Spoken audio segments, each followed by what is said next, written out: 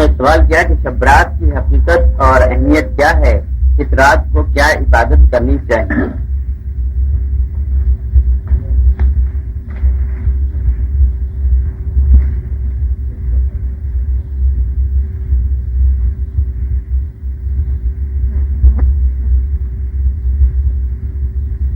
یہ بات کئی دفعہ بیان کی جا چکی ہے اور لوگوں نے کئی مرتبہ سوال کیا ہے حواس سے متعلق کہ حواس کیا ہیں۔ روحانی نقطۂ نظر سے اس بات کی تشریح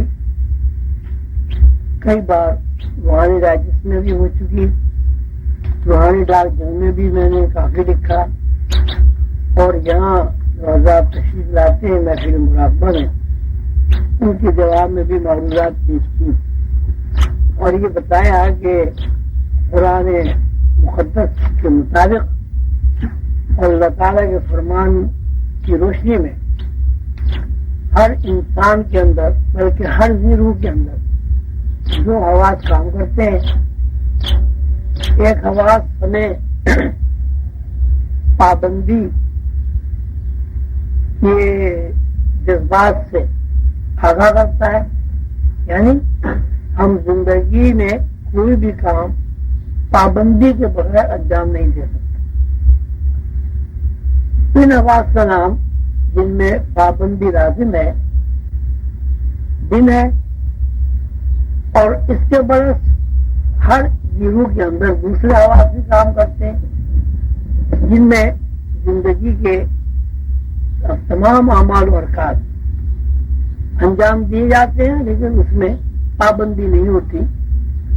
ان حواس کو رات کے حواس کہا جاتا ہے، اور قرآن پاک میں جن کے حواس کا جہاں جہاں تذکرہ ہوا ہے اللہ تعالیٰ نے ان کو نہار کہا ہے، اور جہاں جہاں قرآن پاک میں رات کے حواس یعنی آزاد حواس کا تذکرہ ہوا ہے اللہ تعالیٰ نے اسے لیل کہا ہے۔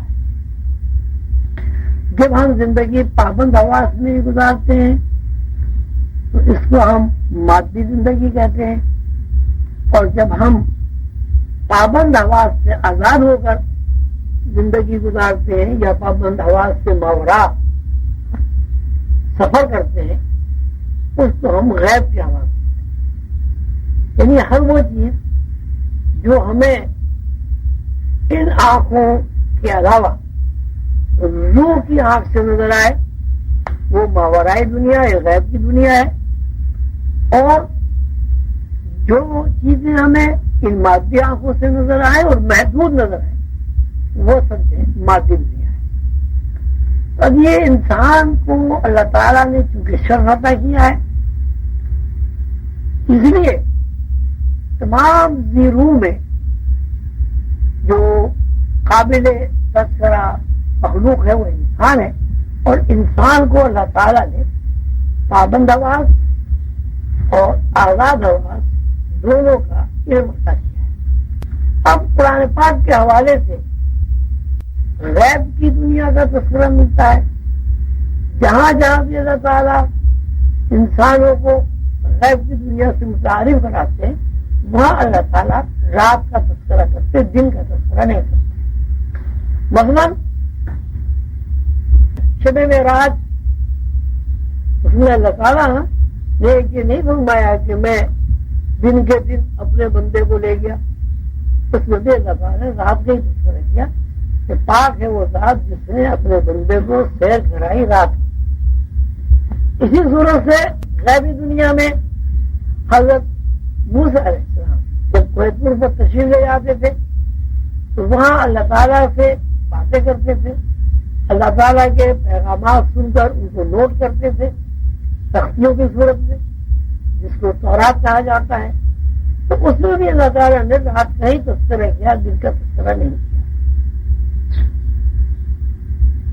اس کے علاوہ تیسری جگہ اللہ تعالیٰ نے جہاں رات کا تذکرہ کیا ہے وہ لیلۃ القدر ہے۔ رمضان شریف میں لیلۃ القدر خیر من الف شہر۔ اب اس رات میں غیب کی دنیا کے حواس سے متعلق رات ہے، اس کے اللہ تعالیٰ نے مزید تشریح یہ کی ہے کہ پابند حواس کے مقابلے میں آزاد حواس کی رفتار پابند حواس سے 60,000 گنا زیادہ ہے. یعنی جب کوئی بندہ دن کے حواس سے نکل کر پابند حواس سے نکل کر آزاد حواس میں داخل ہوتا ہے تو اس کی رفتار 60,000 گنا زیادہ ہوتا ہے. مثلا اگر ایک آدمی 1 گھنٹے میں 1 میل چلتا ہے تو رات کے آواز سے وہ 1 گھنٹے میں 60,000 میل کا سفر کرے گا. جس طرح دن کی آواز میں وہ 1 گھنٹے میں 1 میل کا سفر کرتا ہے اور اس سے کسی قسم کی اس کے جسم کے اوپر بوجھ محسوس نہیں ہوتا، اسی صورت اگر اس کے اندر پھر واقع رات کی آواز بیدار متحرک ہو جائے تو وہ 1 گھنٹے میں 60,000 میل کا سفر کرے گا، لیکن اس کے اوپر کوئی تکان، کوئی بوجھ، کوئی ناقابل برداشت ایسی کیفیت پیدا نہیں ہوگی جس کی وجہ سے وہ ختم ہو جائے یا اس کا دماغ بیٹھ جائے یا وہ عزم ہو جائے. یہ چوتھی رات کا جو تذکرہ قرآن پاک میں ہے، پہلی رات میں نے آپ سے کیا معراج، پھر حضرت موسیٰ علیہ السلام کا کوہ طور پر جانا. اللہ فرماتے ہیں کہ ہم نے موسیٰ سے 30 راتوں کا وعدہ کیا اور 40 راتوں میں پورا کر دیا. پھر لیلۃ القدر کا تذکرہ اور ایک شب برات کا. تو شب برات جو ہے اس میں بھی لیکن غیب کی دنیا کا ہی تذکرہ ہے، اور اس کے بارے میں جو لٹریچر ہمارے پاس ہے، دینی لٹریچر، علماء کا لکھا ہوا، اولیاء اللہ کا لکھا ہوا، اس سے یہ بات پتہ چلتی ہے کہ اللہ تعالیٰ کے یہاں ایک نظام ہے، پورا ایک نظام، جس سے یہ دنیا کا ایک نظام ہے، ایڈمنسٹریشن ہوتا ہے. اسی طرح اللہ تعالیٰ کا بھی ایک ایڈمنسٹریشن ہے، ایک نظام ہے، اور اس نظام کی تجدید ہوتی ہے ہر سال. ہر سال جو تجدید ہوتی ہے، جس رات میں وہ فائنل ہوتا ہے سارا پروگرام، یہ بجٹ کیا ہے، جس رات میں وہ بجٹ بن کر تیار ہوتا ہے اور اس کی منظوری ہوتی ہے، اس رات کو شب برات مانا جاتا ہے. یہ شب برات رمضان سے پہلے، دیکھیے شب معراج، شب برات اور شب قدر، یہ تینوں راتیں مسلسل آ رہی ہیں. بات بہت غورطلب ہے کہ مہینوں کے حساب سے یہ آگے پیچھے ساری رات، پہلے معراج کی رات آئی، پھر شب برات آئی، پھر لیلۃ القدر آئی. تو یہ ایک پروگرام ہے اس بات سے متعلق کہ انسان معراج کی رات سے اگر کوشش کرے، جدوجہد کرے، پابند حواس سے نکل کر آزاد حواس کی دنیا میں جانے کے لیے، تو اس کی شب قدر تک جو ہے اس کی تیاری ہو جاتی ہے. اور شب قدر میں اس کی جو اسپیڈ ہے، رفتار جو ہے وہ 60,000 گنا ہوتا ہے. تو شب برات میں جیسے کہ آپ سب کو معلوم ہے کہ وہ فیصلے ہوتے ہیں کہ بھائی آئندہ سال کیا ہونا ہے. ایک سال جو آئندہ سال ایک شب برات سے دوسری شب برات تک آئے گا، یہ بھی پڑھا ہے، سنا بھی ہے اپنے بزرگوں سے کہ وہ ایک درخت ہے وہاں، وہ اس کا پتا جب جھڑ جاتا ہے تو اس کا مطلب یہ ہوتا ہے کہ بھئی یہ اس کا آخری سال ہے اور اس کے بعد وہ اللہ کو پیارا ہو جاتا ہے. یہ بھی ہے اس میں کہ انسان کی نیکی کی جزا، بدی کی سزا، اس کا تعین بھی ہوتا ہے. اور ساتھ ساتھ یہ ہے کہ اگر اللہ تعالیٰ کے لیے اس نے ایثار کیا ہے، اللہ تعالیٰ کے لیے اس نے خرچ کیا ہے، تو اس کے بھی اللہ تعالیٰ کے وعدے کے مطابق 10 دنیا 70 آخرت، اس کا بھی حساب کتاب ہوتا ہے. اور اس حساب کتاب سے بجٹ میں، اس کے بجٹ میں سے یا تو 10% ہٹا دیا جاتا ہے یا اس کے بجٹ میں 10 گنا بڑھا دیا جاتا ہے. یہ تو شب برات کی ایک مختصر سی تعریف ہے.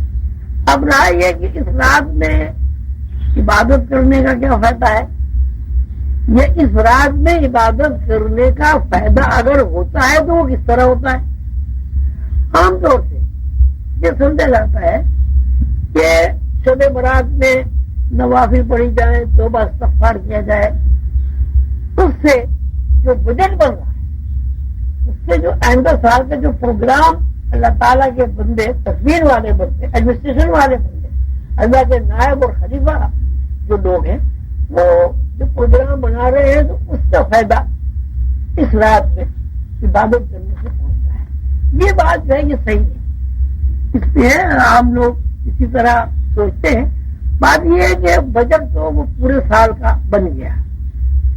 اس رات میں جو آپ عبادت کریں گے، اس رات میں جو آپ کھانے پکائیں گے، اس رات میں جو آپ خیرات کریں گے، اس رات میں جو آپ غریبوں کی ہمدردی میں غریبوں کے ساتھ احانت کریں گے، اس رات کا فائدہ اگلے سال پہنچے گا. اس لیے کہ یہ نہیں ہو سکتا کہ ایک آدمی نے فرض کیجیے سارے سال کو اللہ کی نافرمانی کی اور اس کا پورے سال کا بجٹ رکھا ہوا ہے سامنے.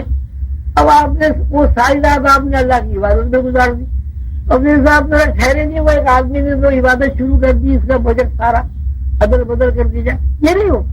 اس رات کا فائدہ آپ کو ضرور پہنچے گا، لیکن یہ اگلے سال فائدہ پہنچے گا. اگلے سال میں یہ رات آپ کی پہنچ ہوگی. اس سال میں تو جو کچھ پچھلے سال آپ کر چکے ہیں اچھا یا برا، اس کے حساب سے اس کا تعین ہو جائے گا، جزا کا بھی سزا کا بھی، وسائل میں کمی کا بھی وسائل میں زیادتی کا بھی.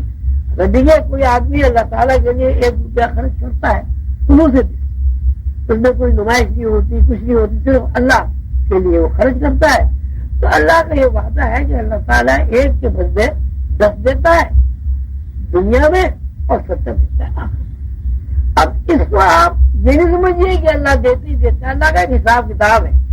اب اگر ایک جگہ اللہ کے لیے خرچ کرنے کی ضرورت ہے، مثلاً ایک آدمی ہے بھوکا ہے، اسے بھوک لگ رہی ہے، وہ روٹی کے لیے آپ سے سوال کرتا ہے، آپ کو روٹی نہیں کھلاتے، تو اب اس کا یہ ہوگا کہ یہ ڈیبٹ کریڈٹ کے اصول کے حساب سے آپ کے جس طرح 1 روپیہ خرچ کرنے سے 10 گنا آپ کو وسائل میں اضافہ ہوتا ہے، اسی صورت سے اگر اللہ کے لیے آپ نے خرچ نہیں کیا تو آپ کے وسائل میں سے 10 گنا کٹ جاتا ہے.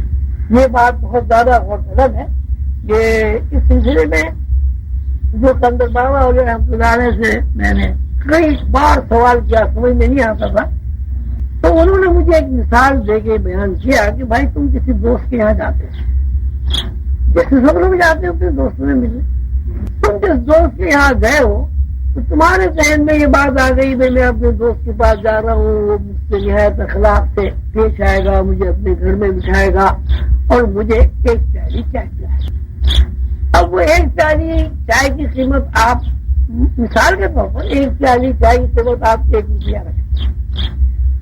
یعنی میں جب کسی کے گھر گیا تو میں نے اپنے دوست سے یہ توقع قائم کر دی کہ میرا دوست میرے لیے 1 روپیہ خرچ کرے گا، یہ 1 روپیہ خرچ کرے. اب اس دوست نے چائے نہیں پلائی، 1 روپیہ خرچ نہیں کیا، تو اس دوست کا تو کچھ بھی نہیں ہوا، اس کا تو کوئی حساب کتاب نہیں ہوا. اب میں اپنے گھر چلا آیا.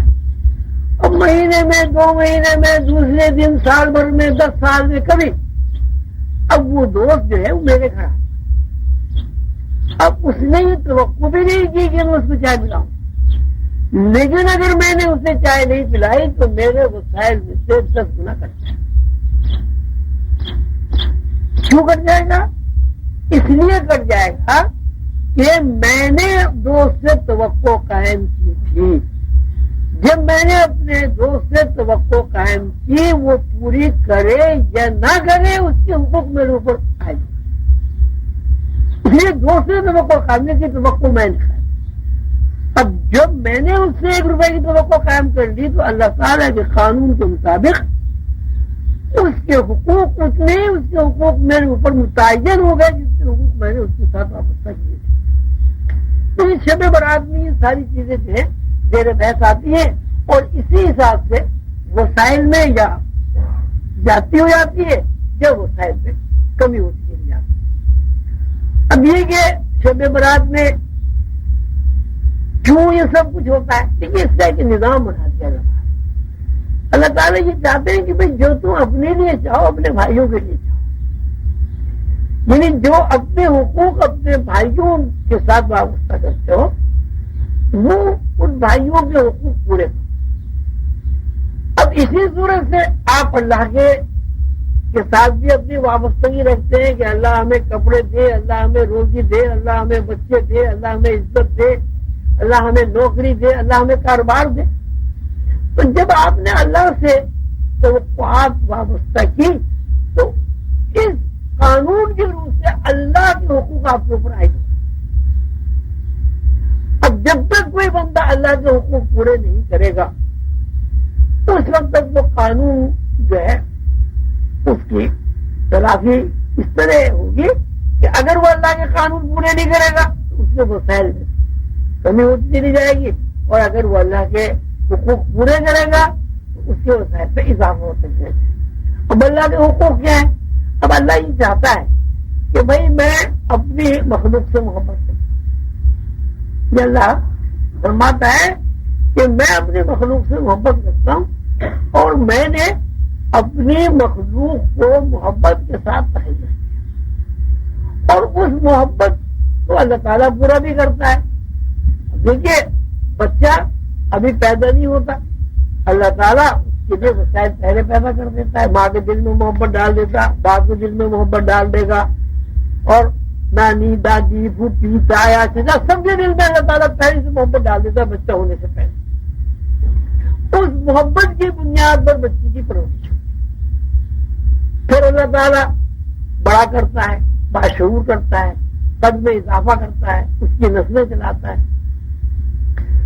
تو اللہ تعالیٰ چونکہ محبت سے یہ سارے کام کر رہا ہے اور اس کے پیچھے محبت ہی محبت ہے. اب اللہ تعالیٰ یہ چاہتا ہے کہ جس طرح میں اپنی مخلوق سے محبت کرتا ہوں اسی طرح بندے بھی آپس میں ایک دوسرے سے محبت کریں. تو اگر بندے آپس میں ایک دوسرے سے محبت کریں گے تو بندوں کے دکھ درد میں شریک ہوں. مثلاً کہیں کھانے پینے کی ضرورت ہے، غریب لوگ ہیں، تو اب آپ نے دیگیں پکائیں اور لوگوں کو کھلائیں اللہ کے لیے. اب آپ دیکھیے اللہ نے روٹی نہیں کھائی، اللہ نے آپ کے چاول نہیں کھائے، اللہ نے آپ کا میٹھا حلوہ نہیں کھایا، لیکن چونکہ آپ نے اللہ کے لیے اللہ کی مخلوق سے محبت کی اس لیے اللہ نے آپ کے اس عمل کو قبول کر لیا اور یہ سب آپ کو کریڈٹ سارا کا سارا اس میں اضافہ ہو.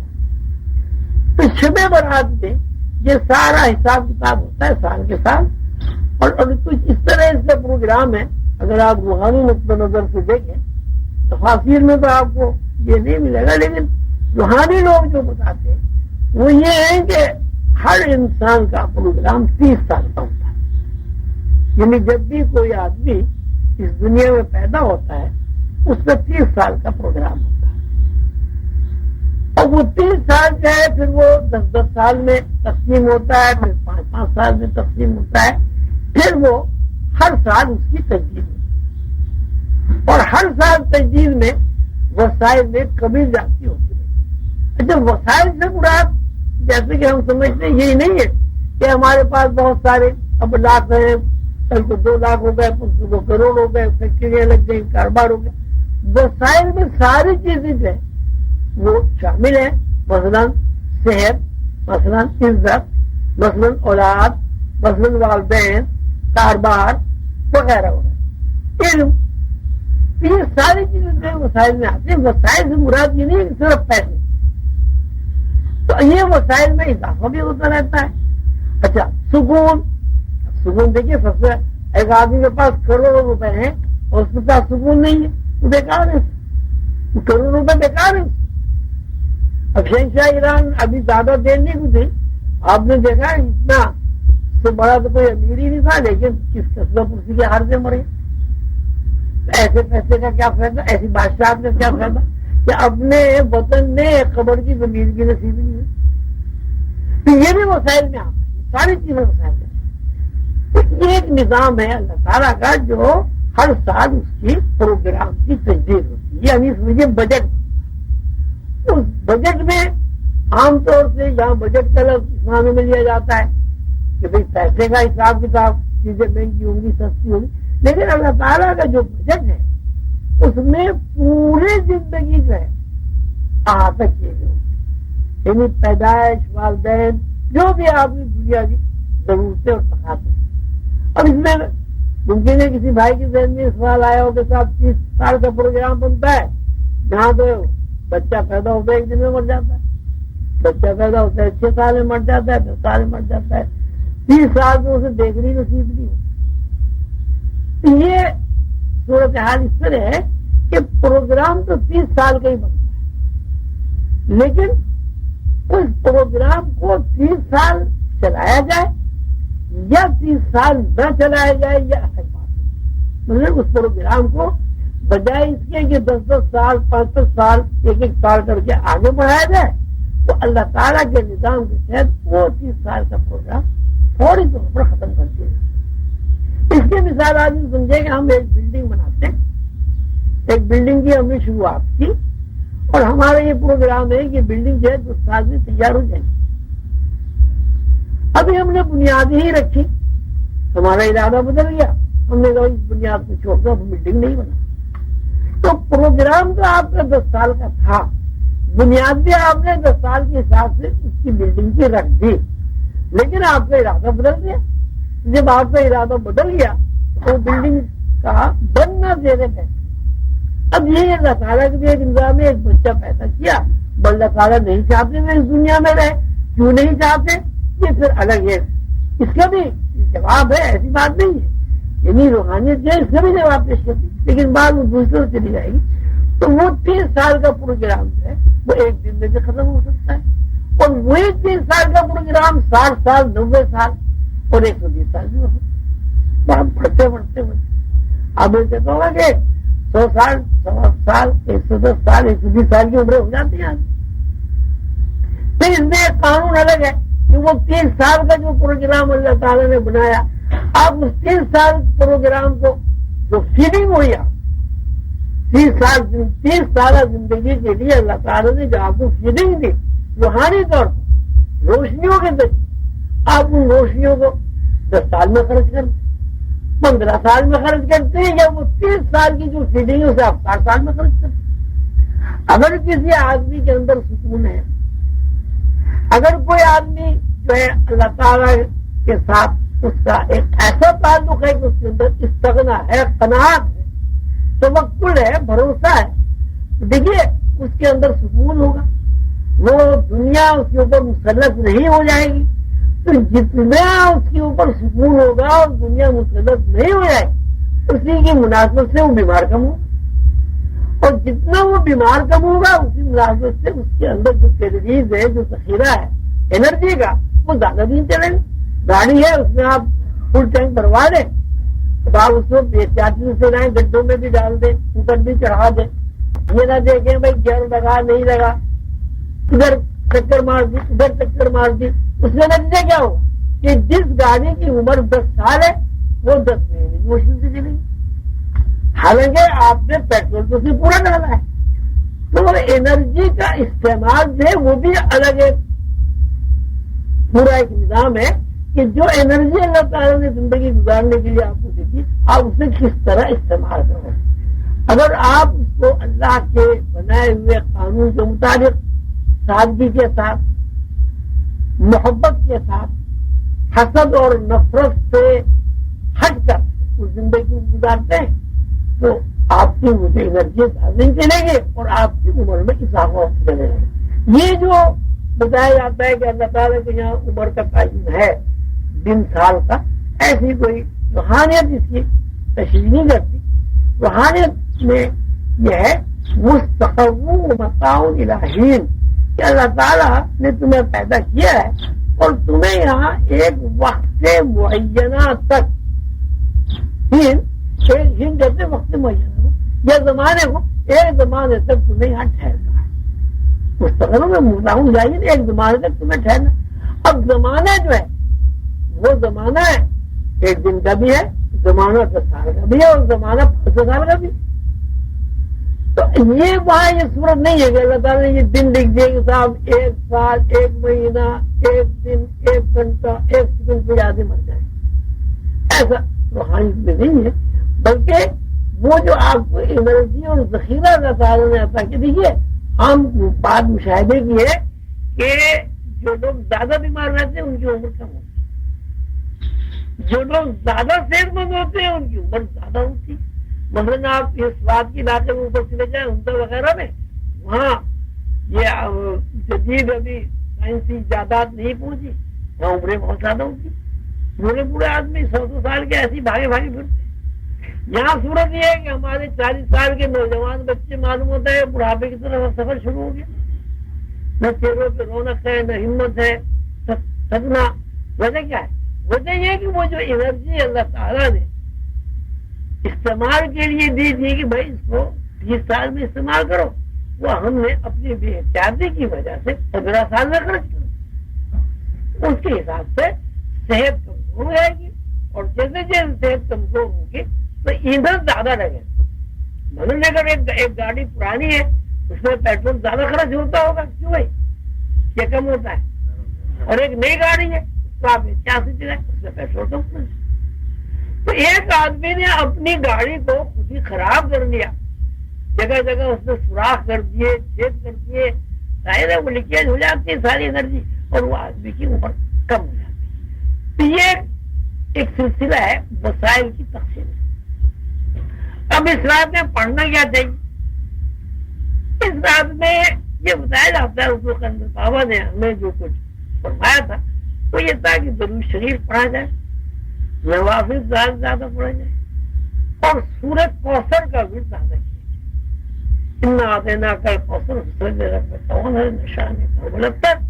اور دوسری بات یہ ہے میں یہ جسمانی ورزش نہ کی جائے، یہ ایک ورزش ہے ہی نہیں، بلکہ اپنے غریب بھائیوں کی امداد کی جائے، کھانا پکا کے لوگوں میں تقسیم کیا جائے، کئی آپ کے غریب بھائی ہیں ان کو کپڑا دیا جائے، بچیوں کی اگر شادیاں رک رہی ہیں جہیز کی وجہ سے ان کو جہیز دیا جائے، جتنا بھی آپ ہر باپ اپنی بیٹی کے لیے اور اپنے بیٹوں کے لیے انتظام کرتا ہے شادی کا، تو اسی صورت سے آپ کے بھائیوں کا بھی ہوتا ہے۔ تو اس میں عملاً جو ہے عمل میں پڑھنے پڑھانے تک محدود نہیں ہونا چاہیے، بلکہ عمل ایسا ہونا چاہیے جس میں تھوڑی سی آپ کی جیب بھی ہلکی ہو۔ اللہ تعالیٰ وعد المال علی حبہ ذوی القربی والیتامی والمساکین وابن السبیل، کہ اللہ سے محبت کرنے والے لوگ اللہ کے راستے میں پیسہ خرچ کرتے ہیں، مال خرچ کرتے ہیں۔ اب یہاں صورت یہ ہے کہ صاحب بس پڑھ لو، دفلے پڑھ لو، مانگتے ہی رہو اللہ سے، اللہ کے لیے کچھ نہ دو، تو یہ بری بات ہے۔ مثلا میں ہر وقت یہ کہوں لاؤ جی 10 روپے دے دو، لاؤ جی 5 روپے دے دو، لاؤ جی 100 روپے دے دو، اور آپ کبھی میرے پاس آئے میں آپ کو ایک پیالی چائے بھی نہیں بلاؤں تو آپ کہیں گے عجیب بیوقوف آدمی ہے، آپ پانی چھوڑ۔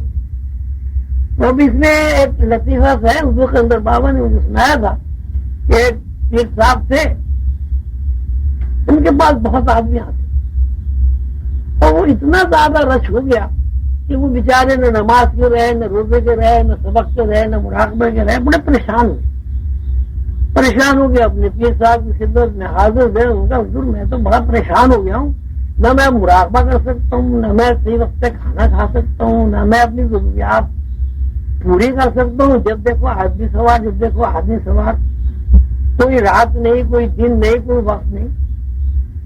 اور سب سے بڑی مصیبت تو یہ کہ میرے اپنے معمولات جو ہیں وہ گڑبڑ ہو گئے تھا۔ تو وہ کہا بھائی ہم تمہیں ایک ترکیب بتاتے ہیں، دیکھو اللہ نے تمہاری مدد کرے گا۔ اور وہ ترکیب یہ ہے کہ تمہارے پاس غریب امیر دونوں ہی آتے ہوں گے؟ ہاں جی دونوں آتے۔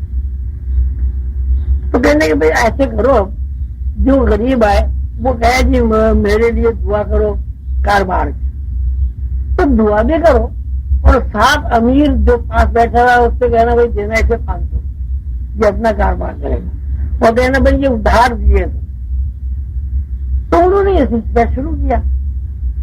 تو پھر ایک وقت ایسا آیا کہ کچھ دن کے بعد وہ پھر کہا کہ حضور میں تو مکھی مارتا ہوں بیٹھے، وہاں کوئی آتا ہی نہیں ہوا، انسان کی دوا ہے، کوئی تو آئے۔ تو وہ کہ بھائی کیسے آئے گا؟ اب جس سے تم نے پیسے لے کے دیے وہ تو اس لیے نہیں آ رہا کہ پھر صاحب اور مانگے گے، اور جس کو تم نے دلوائے وہ اس لیے نہیں آ رہا کہ واپس دینے پڑے گے۔ تو بھائی اللہ کے لیے جب اللہ سے آپ مانگتے ہیں تو اللہ کے لیے خرچ بھی کرنا چاہیے، اور اللہ کے خرچ میں تو فائدہ ہی رہتا ہے۔ اچھا پھر یہ ہے کہ اگر آپ اللہ کے لیے کچھ خرچ کرتے ہیں تو اللہ کو کوئی اللہ نے کھاتا قدر میں سب سے بڑا عمل تو یہ ہے کہ آپ اپنی مال خرچ کریں اللہ کی مخلوق کی محبت۔ آپ کہیں جی کہاں کریں، ایسا نہیں ہے. ہر خاندان میں آپ کو ایسے لوگ ضرور ملیں کہ جو امداد کے رستے ہیں. کھانے پکائیں، لوگوں کو کھلائیں. اب یہ بھی ہو سکتا ہے کہ بھئی آپ نے کھانا پکا لیا، آپ کے کھانا پکانے کے برکت سے 10-20 گھروں میں اچھا کھانا مل گیا، وہ خوش ہو گئے. اور آپ یہ دیکھیں اللہ میاں کھانا کھلانے سے بڑا خوش ہوتے ہیں. تو اس میں یہ ہے کہ اس میں عبادت بھی کریں، عبادت کے ساتھ ساتھ اللہ کے راستے میں خرچ بھی کریں. اب اللہ کے بے شمار راستے ہیں، جس میں نے کہا شادی ہے، بیاہ ہے، تعلیم ہے، کوئی مسجد ہے، کنواں ہے، جو بھی ہے جس سے بھی. اچھا دوسری یہ کہ مراقبہ بھی کرنا چاہیے. سورہ کوثر پڑھ کے وقفے وقفے سے بھائی مراقبہ کر لیا، تھوڑی دیر 5 منٹ 10 منٹ ابھی اللہ کی طرف دھیان لگا کے بیٹھ گئے. بھائی اللہ کے دربار میں ہم حاضر ہیں، اللہ نے ہمیں دیکھ رہا ہے. کبھی یہ تصور کر لیا کہ بھائی اللہ تعالیٰ عرش پر ہیں، ہم عرش کے نیچے اللہ تعالیٰ کو سجدہ کر رہے ہیں. تو یہ سوچنے میں جو ہے وہ یہ بھی ایک عبادت ہے. اور یہ سورہ کوثر زیادہ پڑھیں، بنو شریف کثرت سے پڑھیں، اور اللہ آپ کا بھلا کرے، مراقبہ کریں اور نوافل قرآن شریف کی تلاوت کریں. اور اس کے ساتھ ساتھ جو ہے اور پہلی رات آنے سے پہلے اہتمام کریں اس بات کا کیا کہ خرچ کرنے کی عادت ڈالیں تاکہ آپ کے بھائیوں کو